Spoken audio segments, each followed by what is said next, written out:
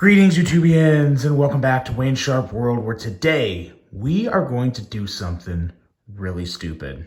Because we are going to take this beauty right here. This is the Chris Reeve Umnumzaan, and we're going to compare this to a budget knife. Yes, a budget knife, because there is a budget knife that dropped very recently that really reminds me of this, and I'm dead serious. And that knife happens to be this guy right here, the Kaiser Coniferous V. Now, before I go any further into this review, I'd like to thank you guys for tuning in today. If you like what you see, please do me a huge favor, hit that subscribe button, follow along, and I will continue to bring you the content. Now, let's take a look at some overall specs on this very interesting and very unique budget knife. We have an overall length of 7.73 inches with a blade length coming in at 3.35 inches and a blade thickness at 127 thousandths. Blade material on this guy, 154 cm steel with a drop point style blade, a flat grind, a handle length coming in at 4.38 inches and a handle thickness at 480 thousandths. Handle material on this guy, we are looking at titanium on one side and micarta on the other. So a nice combination there. We have a liner locking mechanism that's very unique. I'll explain more about that when we get to the handle portion. And it's a really nice inset lock. So I'm a sucker. I think I've said this before, but I'm a pretty big sucker for a good inset liner lock, and we definitely have that here. A user of a right or left hand tip up carry, so lefties, there you go, you have your option. Weight coming in at 4 ounces, designed by Justin Gingrich, and a price of $95. Now, some people would complain $95 isn't budget knife territory. To me, I really do consider anything under $100 to be a budget knife. So take that for what it's worth, but that's how I feel. And now let's take a look at some size comparisons. Before we bring that Umnumzaan back out, let's compare it with some other budget knives. Here we have the Civivi Sokoke that I horribly disrespected in a previous episode and forgot the name of it. Feel free to reach through the screen and virtually slap me the next time I forget the name of that phenomenal knife. And then we also have here the Civivi Conspirator. And really just in between the Conspirator and Sokoke. It is a little longer than the Sokoke. Let's see, what else do we got here? I've got some Kaisers.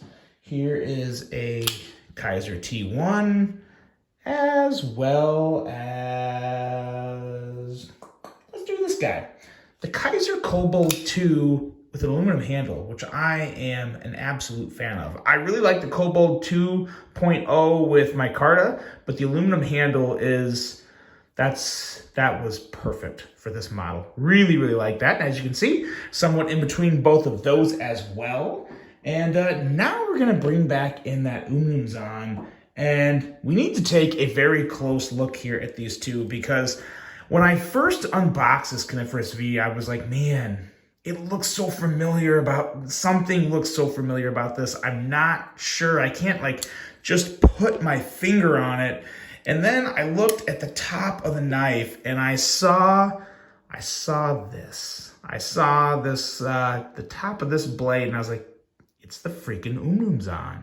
And look at the handle. I mean, the handle outline. Now, I am not accusing Justin Gingrich of trying to mimic the Umnumzaan, not by any stretch of the imagination, but you cannot lie. There are some real similarities there in terms of handle outline and the blade coming up from the top. I'm assuming this, I don't know for a fact, but this probably could be used as a glass breaker. I know that is specifically there to act as a glass breaker. But yeah, and again, I don't have a problem with that. I really, really like it. It's also slightly smaller, as you can see, significantly shorter in terms of overall handle length. The big difference is obviously the fact that this is truly built like a tank. And this does have a very special feature to it that gives it an extra bit of strength and security in terms of blade lockup that we'll talk about here in just a second. Now we'll put that Umnumzaan back off to the side.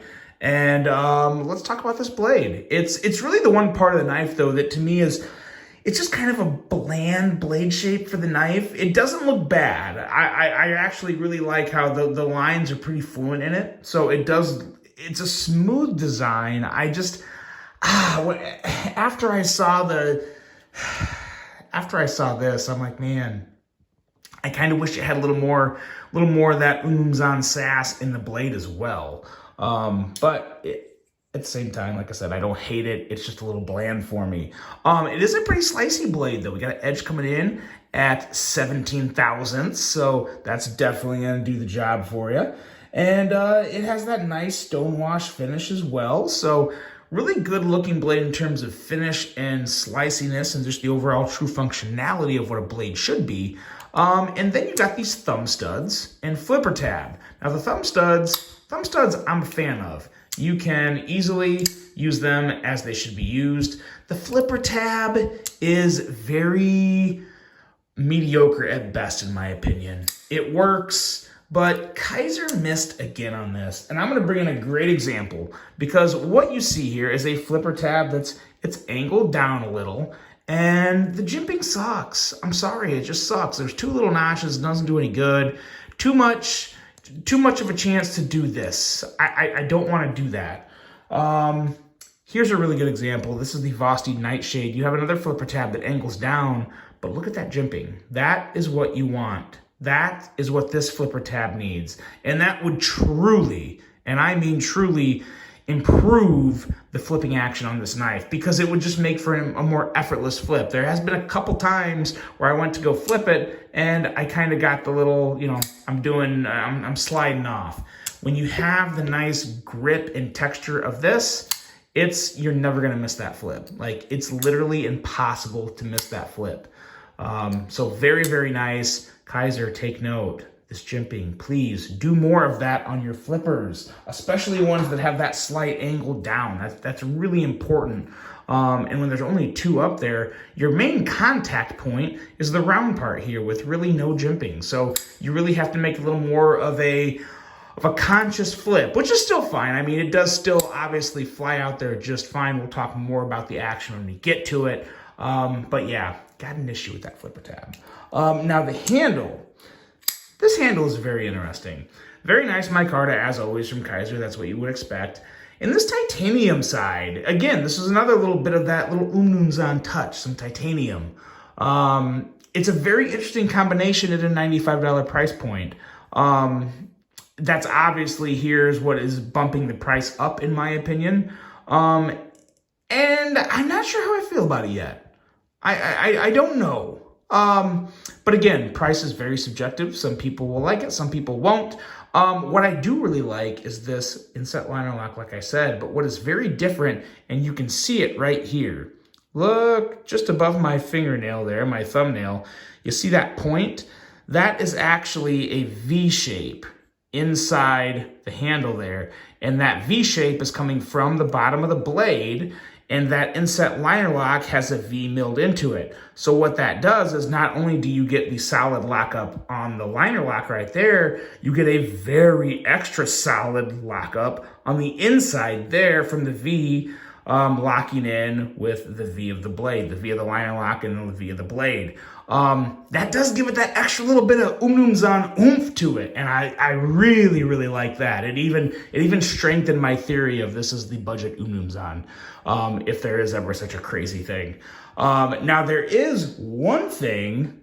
Wait a minute, let's not get to that just yet. Let's talk about this clip, because I have a little issue with this clip too. I like the way the clip works with the blade. I think that looks really good. It is a really nice match. It's deep carry, I like it. Works good, looks good. I don't like these screws. I understand they can't be fully recessed. They could be, but then you lose, it wouldn't look this nice on one side. I just wish they were flatter. They're just pretty high up. Screws that stick up this much, they're kind of an eyesore for me. And now this went in and out of my pocket okay, and I think it would for probably most people, but it could maybe, I don't know. I don't like it. I don't like it. It reminds me too much of the old ZT days where they had, the bent over pocket clip and the crazy high screws coming out of it that just didn't look good. And while I definitely think this is much better because you do have the clearance for, I think most people, it's going to work pretty well for you. It's 2023. We need flatter screws. We need to pay a little more attention to that. So yeah, that's kind of just my 2 cents on the clip, but I do like the way it looks in relation to the rest of the knife. I think that's actually a really good view right there to give you a good look at this knife. But now we'll talk about the one part of this knife where I truly, honestly, 100% feel like this blows the Umnumzaan out of the water. And you probably know what it is. It's the action. The Umnumzaan is it's a slow roller. There's no fidget factor to an Umnumzaan. It's nice to slow roll, but yeah, that's really good. Detent's dialed in. As long as I'm paying attention when I'm using that flipper so my finger doesn't slip off. The flipper really does work well. Just wish it had that better jimping. The thumb stud is really close to the handle back here, but of course you just kind of use the bottom of your middle finger and not your actual thumb, and just, whoop, trying too hard to demonstrate there, just kick it out. It's very simple.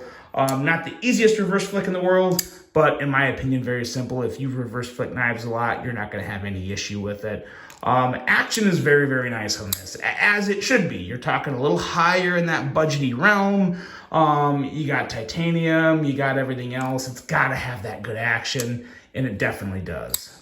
Very much Kaiser action, very, very smooth, crisp detent, good to go in the action department. And it does pick up a point on the Umnumzaan there. Now, obviously, this knife does not beat the Umnumzaan. I would be absolutely crazy to say something like that.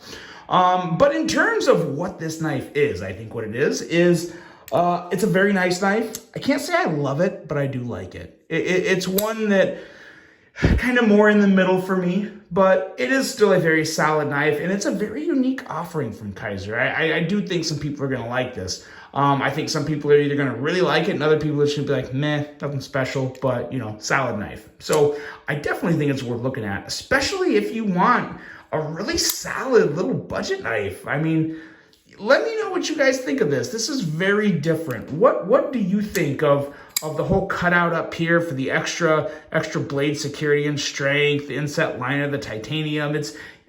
I don't remember ever seeing a combination like this from Kaiser, or to the best of my recollection, any manufacturer making knives under $100. So it's interesting. It's very enticing. And at the end of the day, it's solid, just not my favorite knife of the year. Let me know what you guys think. I really hope you enjoyed this one. Hope you have a great rest of your day. And until the next one, I'm out.